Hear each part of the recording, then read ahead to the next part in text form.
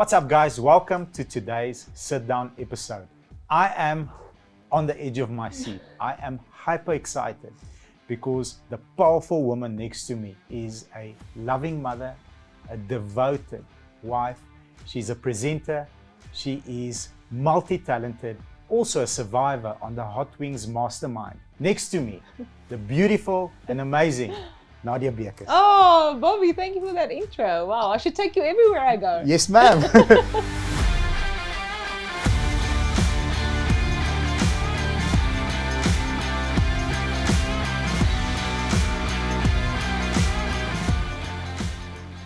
All from the heart. We've spent some time together. I'm your biggest fan. Oh, you're so kind. The energy that you bring to every occasion is just electrifying, and it is absolutely mesmerizing. Thank you so much, Bobby. Let's get into it. I can't wait to hear your history. So it's about 4.5, 5 years ago. You're 17. We, boom, magically bring the 17-year version here. Sits next to us.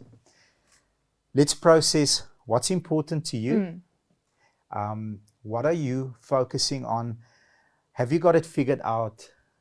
Are you picturing this amazing, beautiful life that you're going to live? Talk us through the 17-year-old version of you. Alrighty, 17, so that's about, what, 4 years standard ago. 9? 4 years ago, standard 9, yes. Now I'm already giving away my age because it's grade 11 now, right? It's so confusing now. So confusing. It's crazy. At that stage, I was actually very much involved in drum majoretting. Drum majoretting. Yes, I was Wow. a drum majorette. Amazing. Okay. And Bobby, I actually have my provincial colours in drum majoretting. Wow. Yes, can you believe it? Unreal. Some people think it's not a sport. Obviously, for me, it was a sport, and I took it very seriously. Of course. And I was also leading my squad.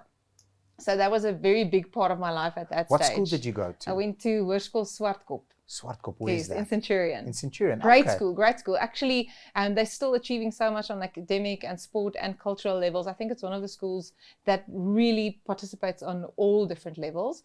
And it was amazing to be there. But the drum majorette aspect of it was a huge part of my life. I think we spent like 17 hours per week training. Wow. I also marched for Gauteng, and we did indoors and outdoors. So that was a big part. And drum majorettes at that stage, we did different facilities. I think that's what you would call it. Okay. So we had I know all the Afrikaans words. Yeah, go for it. Of course. We had mace, that's the English word mace. We had double mace, we had double flag, we had single flag, we had non-prop. So it's almost like cheerleading in a sense. Yes. But that kept me very, very busy. Unfortunately, that's not something that you can pursue as a career, which is something I only realized much later. Tell me, do you still communicate with some of your teammates or not? Not so much. I think here and there's somebody. And I was also very much into the idea of pageantry. I had big dreams of maybe like entering Miss SA or doing something like that. Those dreams were shattered when I gained a lot of weight and ate all the rusks that exist in my first year while studying. So that didn't work out for me. But I did enter the pageant at my school, also in grade 9, and actually won that pageant. So it was me for Swartkop. Of course you were. And then I entered Miss Pretoria Junior City Council. Nice. Wow. It's not all over the When I place. say it now, it doesn't sound so great, but at that stage, it was amazing. So it was like almost an ambassadorial kind of pageant. We still had to do evening wear and everything. So, and then I won that. So then I was Miss Junior City Council of Pretoria, and I was also Mayor for Swartkop. So I thought, like, obviously I'm going to be Miss SA. Yes. Which That's a clearly natural progression. didn't happen. But I think at 17, asking if someone's sorted out, I definitely wasn't sorted out. If you can introduce me to a 17-year-old that's sorted out, I'd love to have this discussion with them. I had a lot to learn, and I had very specific ideas of how my life was supposed to turn out in terms of following a pattern, like paint by numbers. So Yes. what's going to happen is I'm going to finish school, I'm going to study, I'm going to fall in love, I'm going to get married, I'm going to have a house and a dog, I'm going to have children, and by 30 everything's just going to be sorted. And things didn't work out that way, and I had to learn that in a hard way. But I did learn it, and I'm happy to be the person I am today, and to be able to tell that 17-year-old that everything's going to be okay. So I love asking that question because, most 17-year-olds, 18-year-olds, 19-year-olds are confused because they feel like I'm running out of time. If I don't get these 4 things done, study, fall in love, get married, have children, it's going to be too late. That train is going to go and I'm going to miss the train. And I mean, my friend, you have a beastly career, and it just naturally progressed. So you didn't have it all figured out step by step. You thought you did, but you didn't. No, I didn't at all. And then as life takes you, you sort of, end up here. Okay, this is what I've learned, and then move naturally forward to this amazing person that you've become. You are so kind, Bobby. The thing is, I always wonder who puts the ideas in your head. Like, who decides that you have to achieve a certain thing by a certain age? And where do we get those ideas? Because it puts a lot of pressure. We put the pressure on ourselves, really. So whether it is through social media or through society or through paging through a magazine or watching a Disney film, somewhere in your head, you determine that this would be success, or success looks like this, instead of just following your path. Because I really think we have all been called for a very specific purpose. And I've just seen the Lord's hand in my life in such a beautiful way. Just as it unfolds, it's so much easier to connect the dots backwards, right? Yes. When we start looking at the picture, we're like, where is this heading and how does this make sense? And when we look back at it, we're like, oh, wait a minute. Okay, this is how it's supposed to have turned out. And this is why that was important. And somebody recently actually told me, you shouldn't look at any given scenario as something that happens to you, but for you, but rather for you. Absolutely. And that was a big mind shift for me, to think of it that way. And it's not easy when you're younger, and it's obviously not easy when you're in situations, but to see it happening for you and see how you can grow and develop through that, I think that was a very big lesson that I learned, especially throughout my 20s and 30s. Beautiful message. There's a book that we recently did as a company. It's called The Obstacle is the Way by... Oh, wow. That reminds me of a book called The Mountain is You. I don't know if you know of that. No. It's very much the same theme, I suppose. And it speaks to whatever challenge is ahead of you. That's the way, because the person that you become after that will be able to handle it. But unless you go and persevere and, that pain, you're not going to be able to move over to the next level. And I do think we are, as humans, we are equipped for whatever, comes across our paths. We're very tough. Tougher than we think we are. I really think so. And I think if we see it that way, if you just change your mindset, it's not always easy. I mean, especially while you're going through it's easier said than done, but it can happen. So, and also the other thing is, like thinking about Miss Essay, I also realized that if you want something, you need to work for it. You can't just enter Miss Essay. The people that are actually becoming Miss Essay are the people that are working for it. It's their life dream and their purpose, and they're putting everything in that. So if you want something bad enough, you need to also work for it. It doesn't just fall on your lap. No. But do you think social media plays a negative role in the kids today for that reason? I mean, it's very nice to have a motivational message in the morning that says you can be anything. No, you can't. You can be something if you work towards it. But people discount the work part, and that's, I work with a lot of young people, and that's a common mentality. Yeah, but I can achieve X amount of income. I'm sure you will. How do we do it? Give me your plan. I don't have a plan. So let's reverse engineer the dots backwards. Yes. And you have to work. You have to work towards whatever you want. Yes, I think you can be anything that you put your mind to. Within your capabilities, but also you can stretch your capabilities. But I agree with you that you have to paint that ultimate picture and then work back and decide what you need to do now to eventually get there. And sometimes you don't necessarily get there, but on your way there, you discover different avenues and you discover different interests and different things that you want to do. Social media for me, it's such a difficult topic because it can be so inspirational, but often even me looking at a social media feed would sometimes, I don't know, feel like I don't live up to the standard, or I'm not completely there because I'm comparing myself to the best version of someone else, because we don't we don't share all the horrible moments, although people are tending towards becoming more real on social media. Mostly you're comparing yourself, and comparison is often the thief of joy. That's a quote. Absolutely. That I've read. And I just think if you're looking at social media and it's not making you happy and it's not inspiring you, you should actually just unfollow that account and find stuff that feeds your soul. Absolutely. Rewind 30 seconds and watch that again. It's the best advice ever. I promise you it is. I promise you it is, because, I follow The Rock. Oh, yes. I actually downloaded The Rock clock. The Rock clock? Yes. Tell me. So there's a Rock clock. I love him. Dwayne Johnson, right? Love With him. all my Love heart. Moana. Love him. Think he's super inspiring. My husband also knows I love him. just putting it out there. Little disclaimer. So this clock, you wake up with him because he's got a very hectic training schedule. So whenever he wakes up, you wake up. The problem with this clock is obviously he's in America. Oh, shucks. So it's like 9 hours backwards. So it doesn't work. It didn't work well for me, no. It just started going off at random times, and he wakes you up. He wakes you up. Voice. Okay, let's get out of bed. Let's go. There we go. I'm going to look it up. But why I follow him is because he's real. He's got, I think, 200 plus million followers, It's something amazing. crazy like that on IG. But he's real. He's a person. And he says, here's my cheat meal. I'm like, cheat meal? Then it's like everything I want to eat right now. Like I'm living my cheat meal through him. And it's motivational, but he never shows the best version of himself unless it's for TV. The rest of the time, it's him. But I think it's also because he knows who he is. Yeah, I think he's sorted out, and I think he's comfortable. And I think it also took him a while to get there. And now that he's there, he's actually using his platform to inspire other people. Beautiful. Okay, let me ask you a different question. So, you've got a lot of attention on you at the moment. You've had this attention for a long time.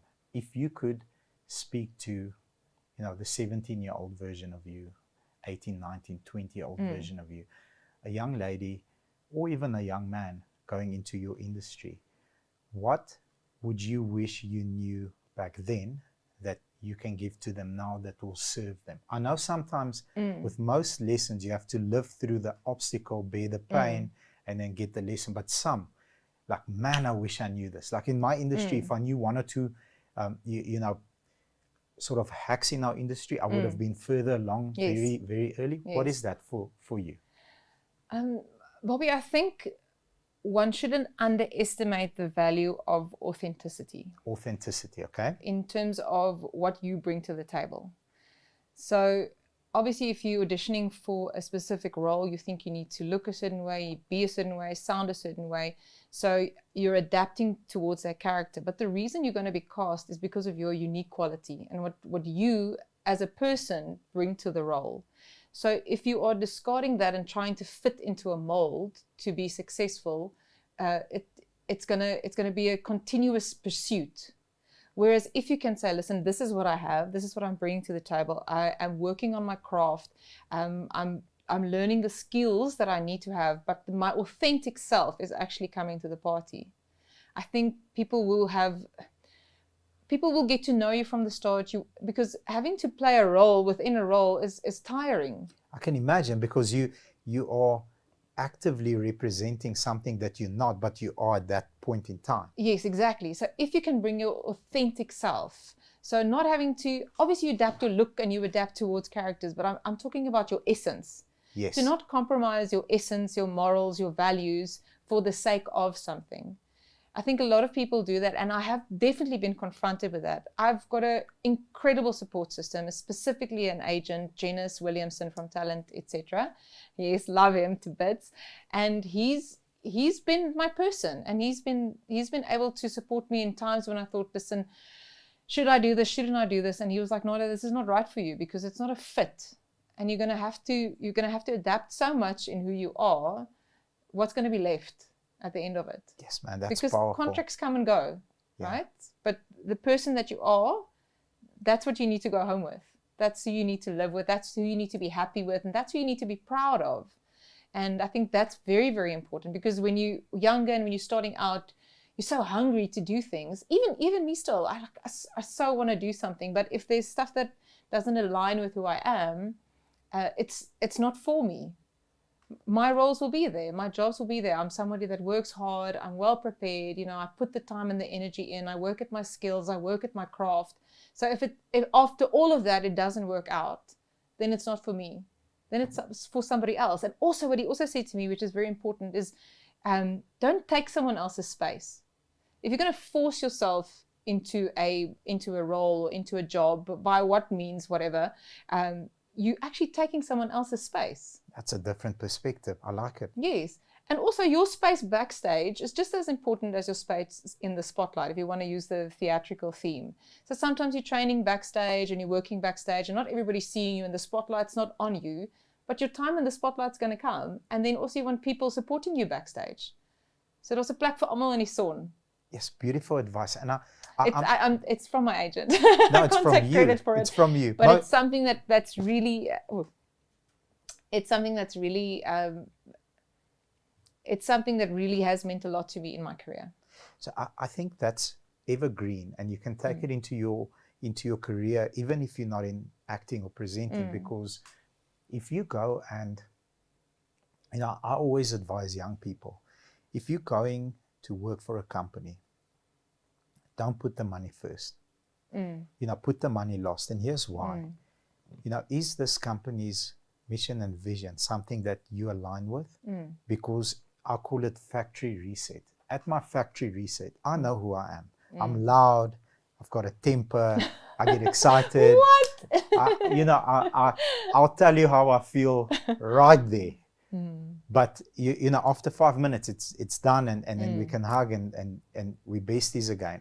But at my factory reset, that's who I am. If I try to be someone else, which I have, because I've worked with people sometimes a lot older than me, and I have to put this corporate persona on, eventually, a couple of months down the road, it's not me. And it never works out. That relationship never works out long term.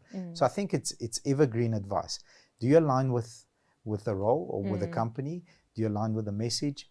Is the leader inspiring you, or is the role in your case inspiring? Is it something that I can pull off? Is this someone that I can follow? Let's go do it. Or I'm taking someone else's space. My friend, we can literally write articles together, me and you. I love Awesome. that. I love that. Awesome. Let's do that. Okay.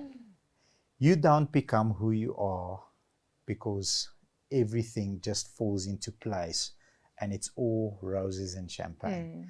There is landmines. I want to pose the question, can you share with us, some of them that you've stepped on that were Aina, so that we don't need to step on them? We're going to plot the GPS coordinates and say, you know what, you've done it, you've got the source, we can learn from it.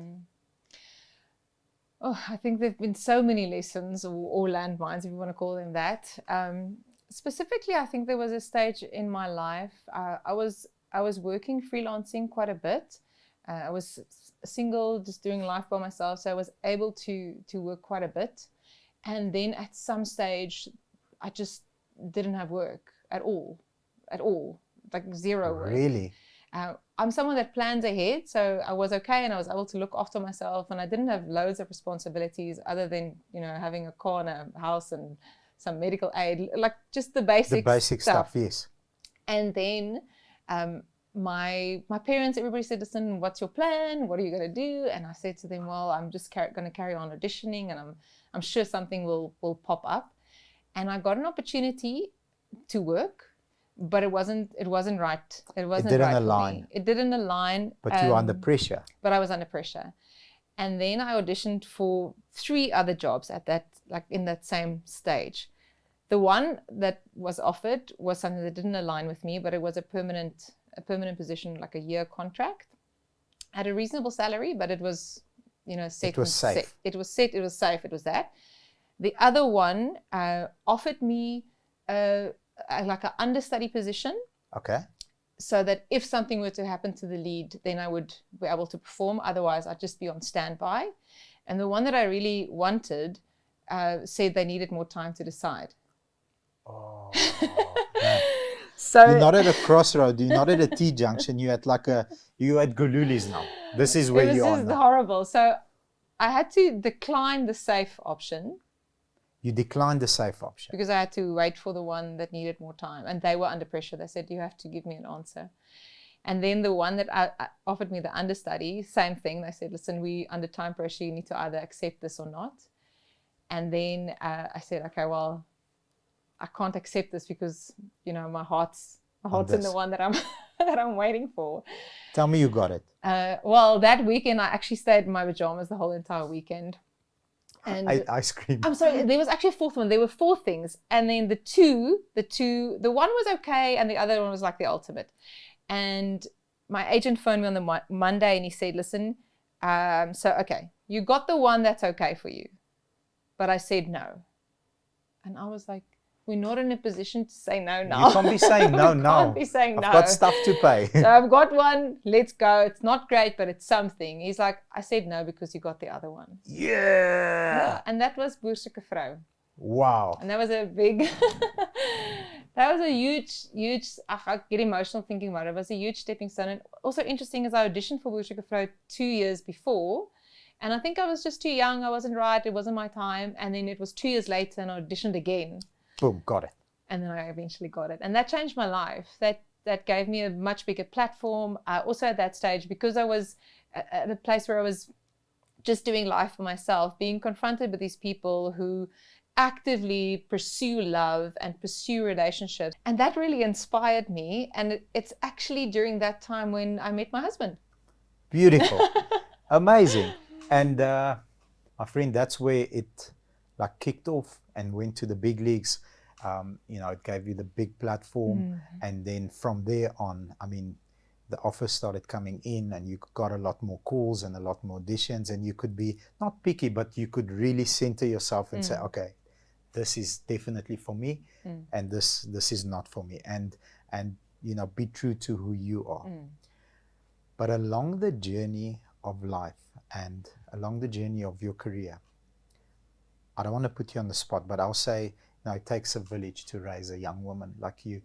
Who are the 3 people that most influenced you throughout your journey, and why? I know there's 3,000. Yes. So and nobody should get upset because wat van my?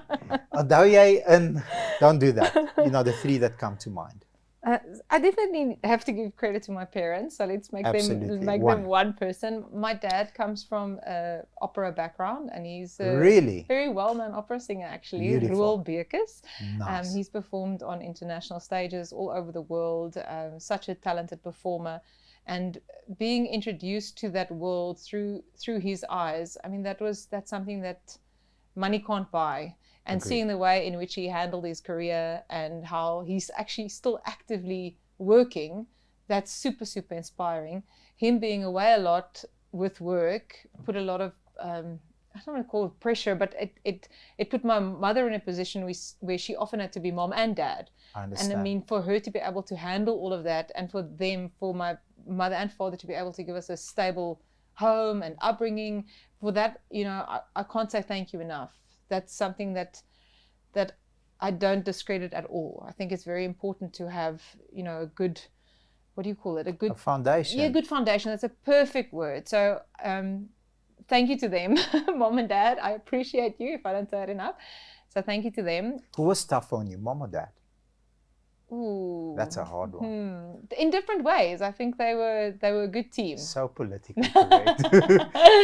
I think in different ways. Nice. No, they were great, and they still are great. I mean, they're a massive support system. And I have a brother who's currently staying in Australia with his family. And nice. Although we were brought up very independently, I think we know that we are there for each other. So having that as a backing is already amazing. Then my extended family and friends, obviously those people mean a lot to me. Janice, I mentioned him previously. Janice, my agent, Janice Williamson. I've probably been with the agency since, I think it's like 20 years now. Wow. Like it's been a long time. And he's been with me through every stage of my life, through the ups, through the downs, through the highlights, through the not so high lights, the low lights. And he's just been able to always ground me, always be there, always inspire me. I would not have been able to navigate my way through specifically my career, but also on a personal level without him. I don't know how I would do that. And then my husband, David, he plays a very specific and such a wonderful role in my life, where he stretches me beyond what I thought I could be. Amazing. He makes me want to be a better person. It sounds very corny. It sounds like a line from a movie, but he really does. He's so effective. He's such a good planner. He's such a strategist. He works so well. So being around someone like that immediately makes me want to elevate I want to level up. I want to be a part of that, and he makes me a part of that. And although he hasn't been, a part of my life forever, he's been a major part of my life for the past 6-7 years. So I think those would probably be the three people if I had to pick. But there have been certain people. Like I remember my matric teacher, Juffrou Boelwan. Like I remember Sanet Boelwan. I remember it so vividly. German surname. She once said to me, "Listen, you need to come try out for drama." And I was like, "No, drama's not my thing. I'm doing trompoppies, Yeah. And she's like, "You need to come and try out for this." So I went and got the opportunity to be on stage, and she kind of awakened something in me. I think because my father already did it, and it was already part of my life. I never actively pursued it because I was surrounded by it. It was normal for you. Yes, that was just how life was. But then I realized I actually have a passion for this and I want to pursue it. Although I didn't study acting or drama, I studied marketing and did my honors in advertising. Wow. Yes. Amazing. So, I did not know that. So that was interesting, but that was also great because within any industry, we're managing brands, and we are our own personal brands. Of course. So that gave me a lot of insight in how to use my unique qualities to develop my brand and to have an authentic brand. And I think that's my main pursuit, to be authentic in what I do and in what I pursue. I want to touch on your agent, if you don't mind. No, with pleasure. So I think it's very important for a person that's coming up, that is getting all this massive amounts of attention. You're in the spotlight, and everybody is just telling you what you want to hear. Okay, am I right so far? Then what I pick up from your agent is he's somebody that tells you the truth. He's real, and you'll say, calm down. You don't walk on water yet. Yes. Calm down. This is a blind side that we've got. Is he that for you? He's definitely a voice of reason. He is real. And the thing is, he's with me. He dreams with me. He plans with me. He often says, "Okay, listen, Nadia, what are you getting paid for this?" And I'm like, "Well, I don't know. Am I getting paid?" He's like, "No, this is not how it works. You need to know your worth. This is what the industry rates of." So he manages the business side of things, because it's called show business for a reason, and it's also still a job, and it's something that I need to also provide for my family, and I also need to build a life for myself. Of course. So he helps with that, but he also helps on a creative, like he's also got a platform called Finding Your Spotlight. Finding Your Spotlight, which is very interesting, where he mentors actors, because he's been in the industry for many years. He was actually a performer himself, but He's also a dad. He's also in a relationship. He's just a wonderful person. So Finding Your Spotlight is about finding those unique talents and kind of shedding light on them. So to develop them and to not shy away from what your unique DNA and combination of talents are, but rather to capitalize on that. Yes. Within the business sense, but also to grow and to make use of those talents. He sounds amazing. More power to him. I love him. Who is Nadia when there's no cameras and mics and a big production and a huge budget? Who are you when no one's watching? I'm on the couch in my pajamas. On the couch, pajamas, kids. Yes, the kids are busy and they're running around, and I will probably just be in my pajamas watching probably a reality series. And not speaking to anybody. Just by yourself. Just by myself. I realized that I might be an introvert. Just because I'm in this industry and because I like speaking to people and I'm very inspired by people, I sometimes find that those are skills that I'm able to use, but in terms of my personality, I also need to recharge, and I also need to just keep it quiet and just Your factory have it reset calm. is being alone in your own head, Yes. processing, planning. Yes, except my husband often says I should revert to inner monologues because apparently I have a lot of words. So if they don't come out in work and conversations like these, I do bring them home, and then he's the one that needs to hear all of that. But once the words are done, then I like to be in my pajamas in a bubble bath, maybe Amazing. watching a reality series. I'm actually quite boring in That's real not life. boring. That's not boring. That's being real, my friend, and that's being true to yourself. Love Survivor, love The Block, and I also watch it in two ways, Bobby. It's interesting. I don't know how you watch TV, but like I watch it as a viewer. It normally watches me, but yeah, sometimes I do get to watch TV. Unless I fall asleep. If I'm bored, I'll fall asleep. But mostly I'm interested not only in the entertainment quality for me as a viewer, but also in how it's made, like the format of it. And I hope like one day to be involved in that creative process, to develop stuff and to produce stuff. I hope that's something that's still on the horizon for me. So this morning we've got a meeting with 64, 65 salespeople, and we're speaking about social media, and we're speaking about content, and we're speaking about what show is everybody watching.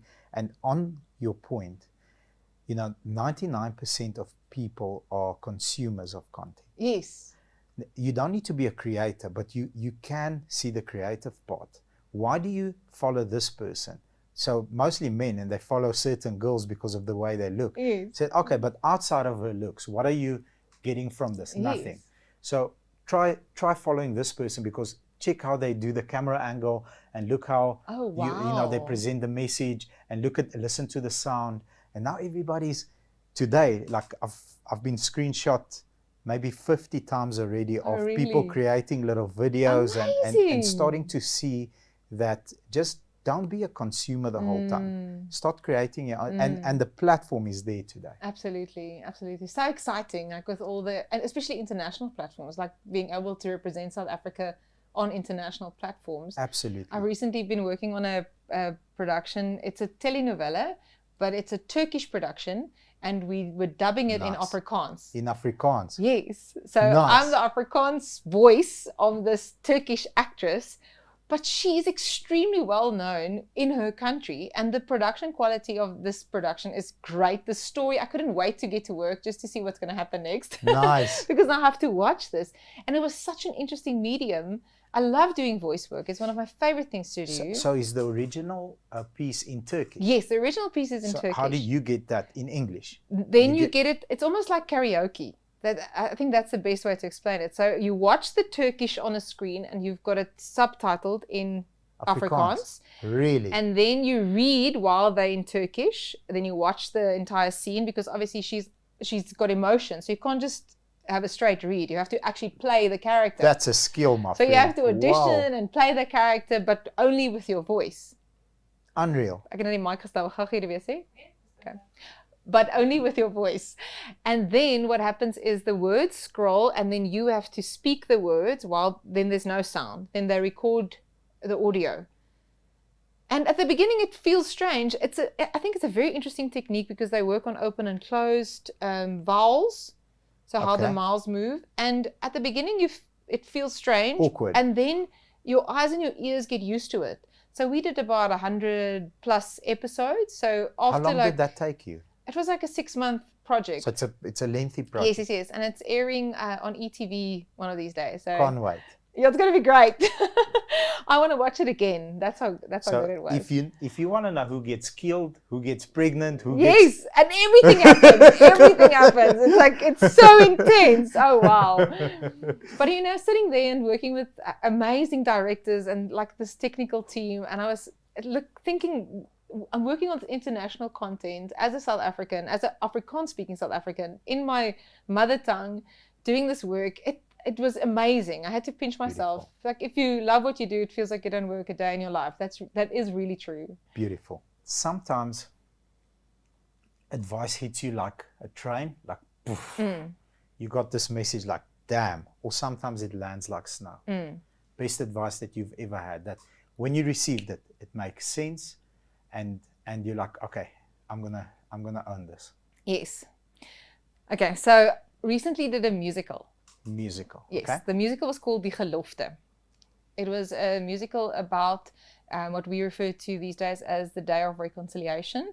So it was about the promise that the Voortrekkers made towards God in terms of the battle that they had at Blood River. And if they were to win this battle, they would forever give this day to the Lord. Okay. So that was the basis of the musical. It wasn't a political musical. It was about more of a spiritual, it had more of a spiritual undertone. And I played the wife of the spiritual leader of the Voortrekkers. I played Anna Silje. So I only had one song to sing in the entire musical. Okay. And often if you do less, you have more time to to stress about it, to overthink it and to stress about it. But we had rehearsals, we worked with a great team. It was at the AfriForum Theatre. They do amazing work for arts in South Africa. And I spoke to Janice, my agent, and I said to him, listen, I'm really anxious about the song. And he said to me, Nadia, all you have to do is show up. Show up. And I was like, what do you mean? I'm already here. He's like, no, not be there. Show up. You've rehearsed. You've prepared. Well, firstly, you auditioned, you got the part, you rehearsed, you prepared, you know everything. Just show up. Don't shy away. Don't step back. Step into the light. Like, show up. And I was like, how important is that in life? To show up for your kids, to show up for your marriage, to show up for your calling. In Afrikaans noem ons dit 'n beroep, right? Yeah. It's a job in English. It's a profession, yeah. A profession, right? But beroep, the word roep is actually to call, right? So if you were called to do something, show up. And that hit me like a car. I was like, wowzer.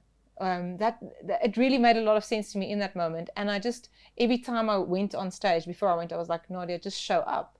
Because my purpose there is not to feel all these emotions and to be anxious.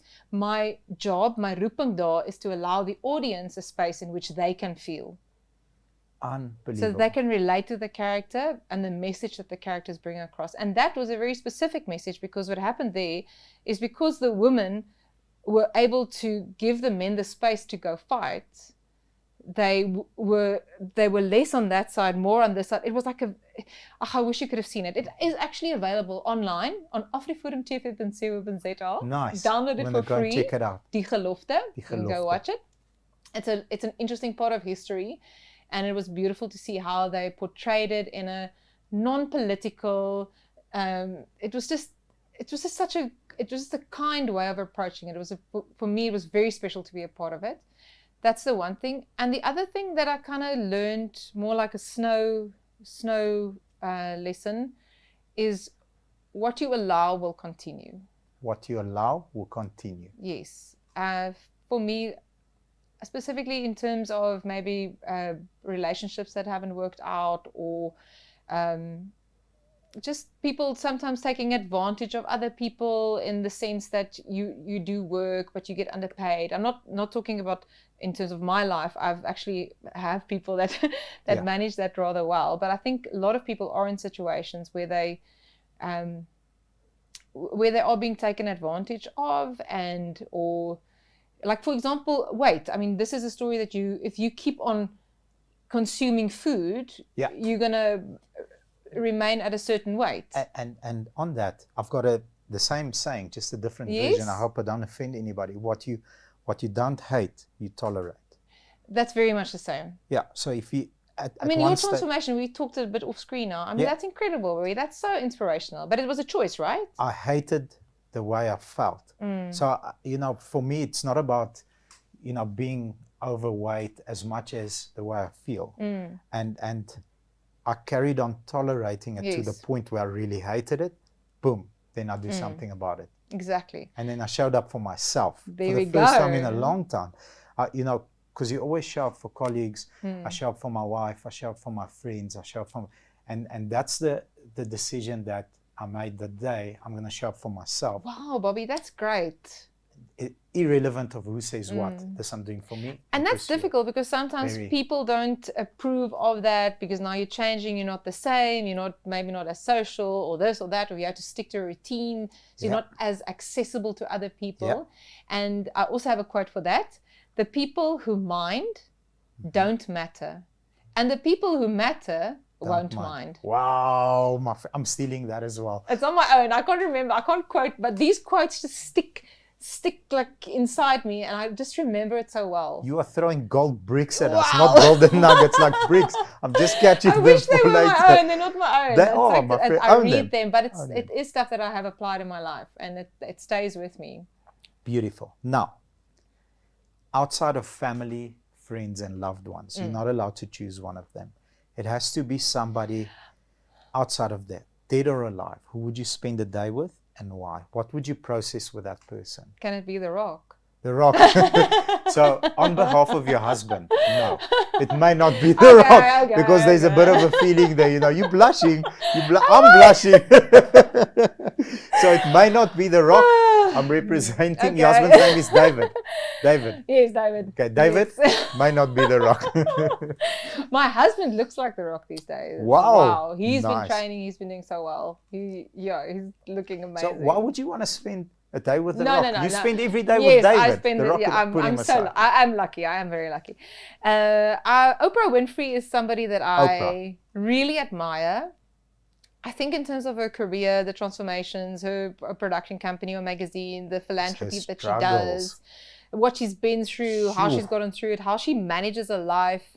I don't think she is as prominent now as when I grew up. I think she's more behind the scenes. I think she's now. very much in control, but yes, behind the scenes. Yes, like even she's that influence. transition, like how do you get from the one to the other, but still have a public profile? I would absolutely love to spend time with her. She's somebody that I have always admired, and I don't know where I would start though. I'd probably bring all my little books and magazines and ask her to sign them first. Yeah, sign them first, take millions of photographs, and then maybe, get enough confidence to actually say something. One thing that always baffles me with people like Oprah and, people that have reached almost saint status in the industry, if I may call it a saint status, because what she's built is almost impossible to go empire to go and build bigger. Yes. And nearly impossible for her to do something now that ruins it. Unlike some sports people, they win all these awards and then we find things out later. She's almost the saint status person. Time management, man, that's a thing for me. I know, like how do they do it? How do you process your day? How do you decide, okay, now I've got 5 minutes for myself? How do you do that? So that's a question that I would ask her, definitely. That would be so interesting. I often look at people like Jennifer Lopez. Yes. Looks amazing, does a variety of different jobs. And I'm how a huge J-Lo fan. Oh, really? Yes, ma'am. I'm also a big fan. Like how does she do it? But I mean, people in South Africa, Ilona Afrika. Yes. Amazing person. Roseanne McKenzie, Rolene Strauss, Joanne Strauss, all the Miss Essays. Yes. These people, even Minkie van der Westhuizen, they really inspire me because I feel like if they can do it, maybe I can as well. And I'm sure at 17, they also didn't have, their life sequence, which gives us the confidence that it can be done. Yes. Okay. You are so nice. I want to see, there must be a dark side in you, so we're going to test it out. So okay. I hope there is, but like everything is just boom, 10 out of 10, out of 10. Until you see me in my pajamas on the couch, then even that's like, 10 out of 10 because, I mean, you earn it. You work very hard to be able to have that. So I think I have pajamas or like evening wear. Okay. I don't have somewhere in the middle. I'm like either in like training, what do you call it? Active wear or pajamas. Okay. Or ready to go to an event or a premiere or something. So I'm either in work clothes or in gym clothes. There we go. I've got no other clothes. Exactly. Also, my friend, if you could be a fly on the wall, overhearing a conversation that you shouldn't be. So you're not allowed to be there, but you ended up there. By hook or by crook. Who's in the room and what's being discussed? Go dark. I want it like crazy. Okay, so I've told you about my little secret obsession of reality shows. Yes.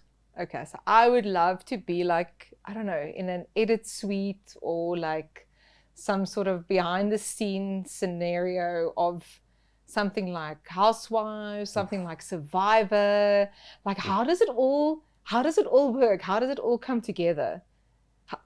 I've been in situations like Boerslike Vrou is a reality show, but it's not scripted. I know that. And it's a very authentic show. And it's actually people pursuing real life relationships. Yes, it's not, But you have to say I this. often wonder if all shows are like that. How much of it is produced? How much of it is, set up? How much of it is real? So I think I would love to see like the behind the scenes. The behind. See, I knew it. Just nice. No dark side. What nothing. is going on there? I want to know. I think that'd be very interesting to see how it all fits together. And hopefully it would be a well-structured, positive environment. That's what I would like to see. I think on the series that end up, having multiple seasons, I think it is.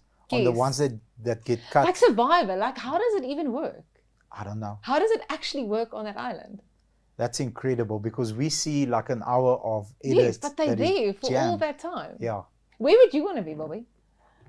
So I love politics and I've got strong opinions that sometimes get me into trouble, but I would like to be in a room with 4 people in the room. Oh, you've actually got... Yeah, you've thought about this. 100%. Round table conversation. So in the room is Joe Biden. Oh, wow. Bobby? Yeah. When he's not asleep, hopefully he's awake on the day and he can like process issues in real time. Okay. Putin, Zelensky, and the president of China. Do you want them all in one room? All in one room. Wow. And asking them the question, why is everybody having a war and hurting innocent people when they can just process the issue, sort it out, and carry on with life? I want to be in that. Yours means so much more than mine. No, it's just I'm passionate about people and I hate bullies. I never want to see people get hurt. That's and amazing. Innocent people are getting hurt in Ukraine for agendas that we don't know of. That's my room I want to be. I probably want to be like at a dinner table with the royal family also. Yes. To see how things actually work. I think they are more messed up than we think. Can you imagine? I really do. I don't think we watched The Crown and I find it very interesting, but obviously it's a dramatized version of it all. So I wonder how it would actually be. Like, how is a day in the life of the royal family? I think they fight, they bicker, they argue. And how does the styling work? Like, are there people that dress them, tell them what to eat, when to exercise, where to be? I wouldn't be able to live in that life. Thank you. I would be able to be a princess. Yeah, you already are. You already are a real life princess. My friend, cars. Yes, you know more about cars than I do. So, do you like cars? Love cars. You love cars? Love cars. I have actually done a Formula One track. No. Yes. In what car? No, a very, what do you call it? Low profile, fast steel frame. Really? With a fireproof suit. Yes. I'm jealous. For a challenge on Supersport. Did you drive yourself or were you a passenger? I drove myself. For the first round, they obviously gave you a bit of a tutorial. And they're like, if you go up, you need to skid yourself off the side and this and that. And you need to, within the first 2 seconds, get to 120 Ks. So and then brake, this, all of that. And if the car catches fire, press that button. Legit. Yes, my friend. Did you enjoy it? Not so much. No, okay. Not one of my. But I did it. You enjoyed it afterwards. You're like, no, I was shaking. I can tick that box. I was shaking. Adrenaline. Yes. What was your first car? My first car, the first car I probably drove myself in was my dad's Beetle, but like a vintage. A proper buggy, fuller, yeah. And that one, he had one that reminded him of the one he had when he was a student, and he kind of restored it. Nice. And I drove around in Does that. he still have it? No, he doesn't. Those things are valuable. I know. We recently, no jokes, we recently sold a friend of mine. And it was so well kept. It was a really nice one. For 100,000 rand. Seriously? 100,000. What? Yeah. Also well kept, original. So nice, like awesome. Really, really beautiful. And then my university car was a Mazda Midge. Those are tough. We actually called that car Oprah. Oprah? Yes. What color? White. Ironically. Oprah. Yes, awesome. Oprah. And then after that, I started my love affair with Kia Picantos. So you've had multiple Picantos. Yes, I love them so very much. Okay. Yes. I had multiple, because they change their models quite often. And they've got a facelift. And then Oh, they've got I know. And every time, features. obviously, I need the new one, and it's got lots of nice gadgets. So I drove a Kia Picanto for quite a bit. Beautiful. People knew me in my Kia Picanto. And after getting married and kiddies and all of that, the Kia Picanto just became a little small for all the car seats and stuff. So drove a Audi A1 for a bit. That's a nice car. So nice.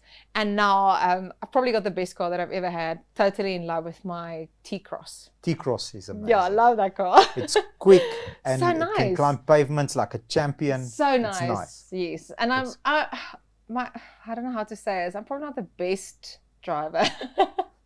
Want ek's gewoonlik bietjie laat of haastig op pad ergens heen. Okay. So it's good for me to be able to maneuver over potholes and things that I might drive into. Awesome, my friend. Favorite book or favorite movie? You can choose. I've recently downloaded Audible. Do you know Audible? I'm the biggest fan. What a great platform. Audible. Audiobooks. Like how great is that? I've got Audible's name on the back of my shirt. Where and was I this bear my that entire flag. life? Yeah. You can speed it up. You can speed take it up. notes. You can record 30 How seconds. do you do notes? I'm going to show you after the show. Okay, awesome. 100%. So love that. And I'm listening to a book called The Mountain Is You by Brianna West. She's an American author. I think she's American. Yes. And so inspiring, just about how often we look at challenges as external, but often it's just something we need to overcome within ourselves. And she gives lots of practical advice. Along with that, I've also recently started reading the 5 a.m. Club. Okay. So I kind of like books like that. Yes. More like self-help or inspirational, those kind of books. Women Who Run with Wolves. My husband will laugh now because I've been reading these books for probably like 2 years. But funnily enough, since I've downloaded the Audible platform, the turnover is much quicker because I don't always have time to sit and read, and also I fall asleep. but in the car, yes, I don't fall asleep in the car. Yeah, don't worry. Yeah. I don't anymore either. But in the car, you can speed it up a bit because some guys read very slowly. I'm like, come on. And dude. you know which one I've now downloaded is Green Lights. Matthew McConaughey. I've done that book. It was a company book of the month last year sometime. And worth it. Amazing. That all right. Yes, and he actually narrates his own book. And because I do lots of voiceovers, I also find the platform inspiring, just in terms of how the people read these books. It's such an interesting craft. It's maybe something that I think I'd like to get into at some stage. If I'm reading the book anyway, I might as well be recording it while I'm reading it. Maybe I can do that for Afrikaans books. Yes. It is absolutely, for me, hands down, the best app on my phone. So great. Yeah. So that book, The Mountain Is You, I'm sure you'll enjoy it because it's very much in line with what you're speaking of. And movie. Give me a movie. 1 or 2 movies. My favorite movie will probably be the new Barbie movie. Nice. Margot Robbie. Ryan Gosling. Margot Robbie. Cannot wait for that movie. Other great movie that I saw, Coda. I think it actually won Movie of the Year. It's a great movie. Can definitely recommend it, about a hearing child within a family that can't hear, and how she navigates her talent of singing throughout that. It's amazing. A beautiful, inspiring, very well produced, very well made movie. But I generally like films, so I don't have a favorite. Like musical films, I'm not so much a fan of horror or psychological thrillers. Like feel good, even a rom-com, or just something that makes you feel good. I love comedies as well. I love that. For me, chill, laugh a bit. Yes, laugh a bit, watch it. If I'm interested, I won't fall asleep. If I fall asleep, then it's not my favorite. Yeah. That's kind of how I rate it. My friend, you've thrown so many golden bricks. Like, absolutely, the perspective of everything can be positive. Everything happens for you, not to you. I'm loving our conversation. But what are you excited about? What are you thinking, like in the next couple of months, this is coming out. I can't wait for this. What gets you excited and running around over and above the Barbie movie? Your positivity in the Barbie movie, yes. Okay, so my kids are now 2 and 4, turning 3 and 5. Busy. So busy, Davy and Joshua, but lovely. And what's interesting is I've spent a lot of time with them because I wanted to. In Afrikaans sê ons hulle is klein vir 'n kort rukkie. they're only little for a little while, and I wanted to really, spend time with them. But now they're going to school and there's a bit more flexibility, which also gives me a bit more flexibility. So I'm auditioning for opportunities that arise, whether that be film, television, stage, musicals, doing quite a bit of voice work. I've actually got a studio at home. So recording quite a bit of work from home and also going to different studios and recording. So maybe audiobooks is something that I'm going to pursue. I'll give you credit for that, Bobby. My friend. So audiobooks, something that I'll definitely look at. This is such a nice platform, and I think it's so nice to create content. So I think it would be nice to, at some stage in my life, have a platform where I can speak to people, and whether that be a podcast or a talk show or something in that line. I'd like to start developing content and work towards that. What I've done to kind of set that up is I've recently launched a website, nadiabeukes.com. Nice. I'm excited about that. So people sure can, people can go on there and see the stuff that I'm busy with. And I think what I'd like most is just to keep on keeping on. I really love what I do, and I love that I have opportunities to pursue my passion, and I have a supportive husband and an infrastructure and a support system that allows me to actively pursue my goals and my dreams. So just to keep on keeping on. Often, you're tired and life happens and things don't work out, and then you get demotivated, or stuff that you want to happen doesn't work out. I do motivational talks. And when people book me for these talks, I often say, listen, I think I should be the one getting the talk, not giving the talk. But you're real. That's why they book But the thing is, we all just need someone to relate with. Yeah. And I do like speaking, and I do like inspiring people. So if a motivational talk is going to achieve that and is going to make a difference in somebody else's life, and the stories that I hear after these talks of what people are going through and how we just don't want to be alone. We don't want to feel like we're alone.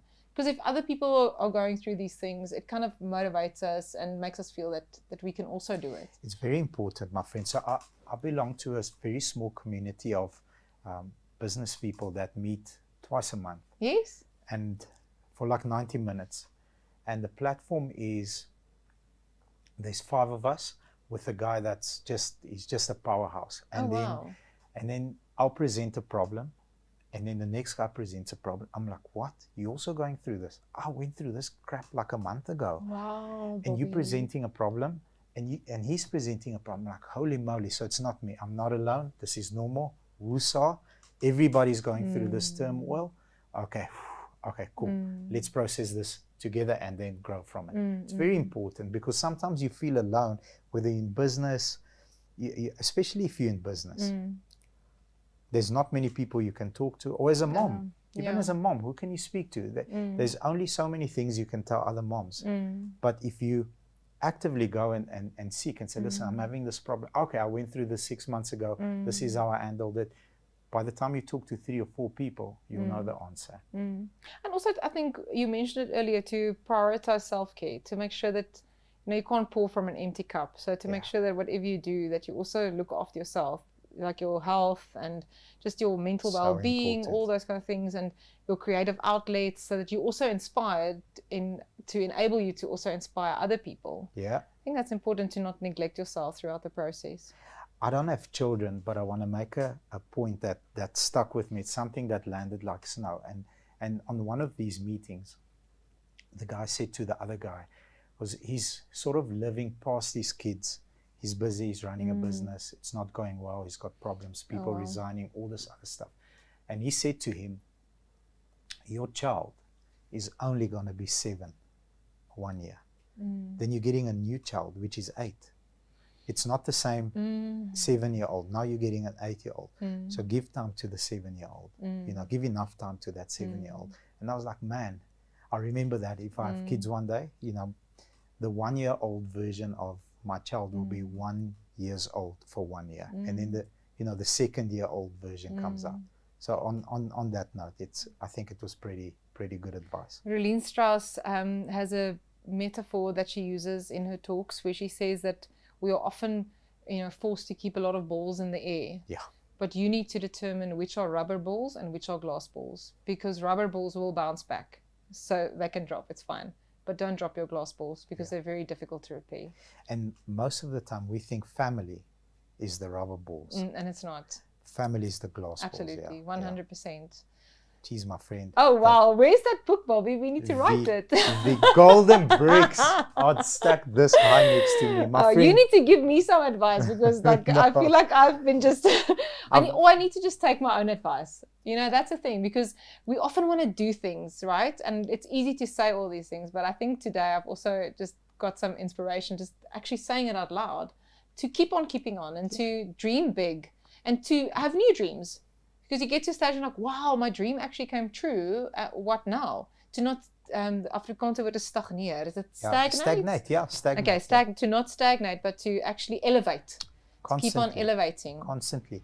And you know, having a person that will ground you, that will, for lack of a better expression, kick your ass when you need that ass kicking. Because you don't get it a lot, especially you. You need that agent to say, this is not the way you should do it, consider it this way. And you know, that always keeps you on your toes. Having a husband like you do, that constantly elevates you and wants you to be better, it's so important in a relationship. So important. Absolutely. And you're very blessed to have that. No, he's great, I must say. My friend, I've thoroughly enjoyed our conversation. Oh, we're done now. You are leaving us a lot better than you found us. Like everybody off camera is smiling and nodding their head. Oh, yes, Bobby. you are. Thank you so much. I really enjoyed our time. I'm so happy that we didn't eat any wings today. Man, I don't like the wings myself. Listen, on record, I've ate so many wings that my body can't handle anymore. I've eaten. Like, I can't even speak English now. I've eaten so many wings. Those things are intense. Is eaten the right term? Eaten, yeah. We had, you know, big mean rappers here in tears and sweating. Wow, and I ate like 9. Stone cold killer, like no emotion, no Who's the sweat. Rock? I'm the Rock. You the Rock, my friend. You are, and even when you're not in this room, everybody asks us, who's the toughest person? I always call your name. Everybody says Bobby, it to you. Amazing. Thank you so much. Thank you, my friend. I really appreciate it.